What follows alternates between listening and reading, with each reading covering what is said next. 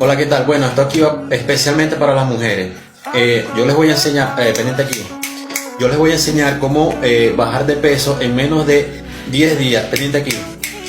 Yo hice una receta que tiene unas frutas, pendiente aquí, tiene unas frutas que son, por ejemplo, como la manzana.